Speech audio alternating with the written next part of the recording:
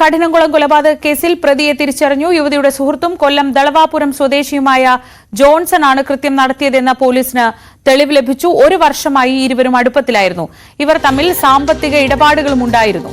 V Vinod വിവരങ്ങളുമായി. വിനോദ്, അല്പം മുൻപ് നമ്മൾ സംസാരിച്ചപ്പോൾ ഇക്കാര്യങ്ങളൊക്കെ പറഞ്ഞിരുന്നു. ഇപ്പോൾ ഇതാ കൂടുതൽ വിവരങ്ങൾ വരുന്നു. ഇവർ തമ്മിലുള്ള പ്രശ്നങ്ങൾ എന്തായിരുന്നു എന്നതിലേക്ക് വിരൽ ചൂണ്ടുന്ന വിവരങ്ങളാണോ ഇത്?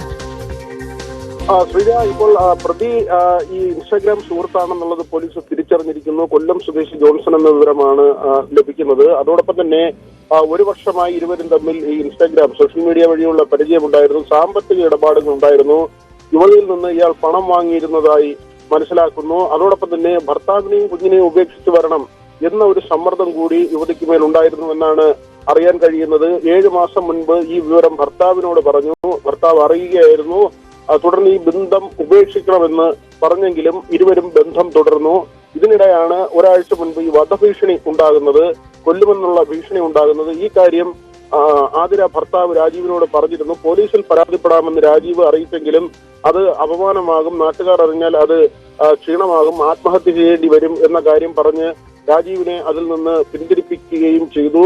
ഈ പ്രതി കൊലപാതകത്തിനും 2 ദിവസം മുൻപ് ഈ പ്രദേശത്തുണ്ടായിരുന്നതായി പോലീസ് തിരിച്ചറിഞ്ഞിട്ടുണ്ട്. പെരുമാതുറയിലെ ഒരു ലോഡ്ജിലായിരുന്നു താമസിച്ചിരുന്നത്. കഴിഞ്ഞ ദിവസം ആ ലോഡ്ജിൽ പരിശോധന നടത്തുകയും ചെയ്തു. അച്ചായൻ എന്നാണ് ഈ യുവതി ഈ പ്രതിയെ വിളിച്ചിരുന്നത്. മറ്റു വിവരങ്ങൾ ഉണ്ടായിരുന്നില്ല. ഇപ്പോൾ ഏതായിരുന്നാലും പ്രതിയെക്കുറിച്ചുള്ള വിവരങ്ങൾ പോലീസ് ശേഖരിച്ചിട്ടുണ്ട്.